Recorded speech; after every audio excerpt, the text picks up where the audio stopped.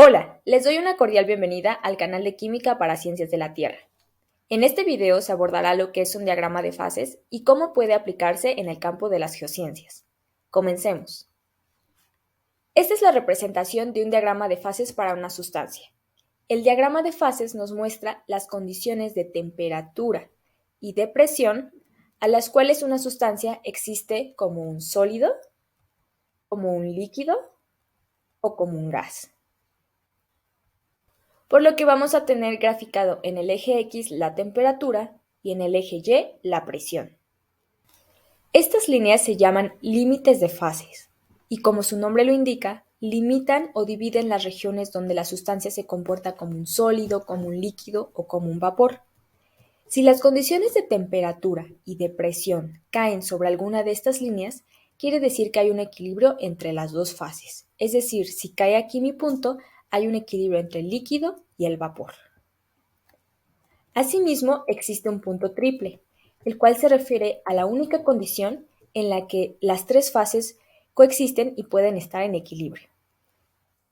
Se tiene un punto crítico, que se refiere al punto en el que la densidad de vapor es igual a la de líquido y por lo tanto desaparece la interfase. Entonces, pasando esta temperatura crítica y presión crítica, lo que tenemos es lo que se le llama como un fluido supercrítico. Analicemos el diagrama de fases del dióxido de carbono. Este diagrama se obtuvo experimentalmente y se puede observar que su punto triple aparece a presiones superiores a las condiciones normales. Las condiciones normales a nivel del mar son una atmósfera de presión, por lo que no podría existir CO2 líquido a condiciones normales, sino que necesitamos mínimo 5.11 atmósferas para obtener el CO2 líquido. Asimismo, nos percatamos que el límite de fase entre el sólido y el líquido tiene una pendiente positiva. Esto quiere decir que la temperatura de fusión del CO2 sólido incrementa conforme incrementa la presión. El punto crítico del CO2 está a 72.9 atmósferas y 304.2 Kelvin. Quiere decir que pasando esta temperatura crítica y presión, tenemos a lo que se conoce como el CO2 supercrítico, que es empleado en la química analítica en lo que se conoce como cromatografía de fluido supercrítico. Es por eso que a condiciones normales de una atmósfera de presión y 298.15 Kelvin, el CO2 se comporta como un gas, es decir, el CO2 atmosférico que conocemos. Ahora vamos a analizar el diagrama de fases del agua. ¿Te has puesto a pensar si el agua hierve a la misma temperatura estando al nivel del mar que estando en la cima de una montaña? Vamos a verlo con nuestro diagrama de fases. A nivel del mar tenemos una presión de una atmósfera, por lo que vemos que a esta presión intersecta con este límite de fase a los 100 grados Celsius. Entonces, esa es la temperatura a la que hierve el agua en el nivel del mar.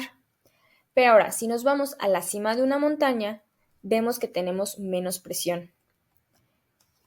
Entonces, si esta presión disminuye, intersecta primero con este límite de fase, por lo que la temperatura va a ser menor a la que empieza a ebullir el agua. Empieza a hervir a una temperatura menor de los 100 grados Celsius. En el campo de las ciencias de la Tierra te podrás encontrar con estos diagramas. Vamos a explorar el diagrama de fases de la tonalita.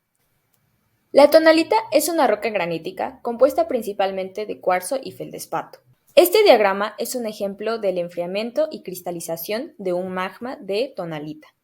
En el diagrama se muestra un primer campo que es de solamente líquidos. Y por encima de esta curva de líquidos aparecen cristales y magma. Hay que observar a qué temperaturas y presión se encuentra el sistema. Posteriormente, hay una franja de cristales, magma y fluido. Y por encima de este campo estrecho tenemos un campo de tonalita completamente cristalina, más agua. Este es un ejemplo de diagrama de fases que un geocientífico puede realizar aplicando sus conocimientos de química y fisicoquímica.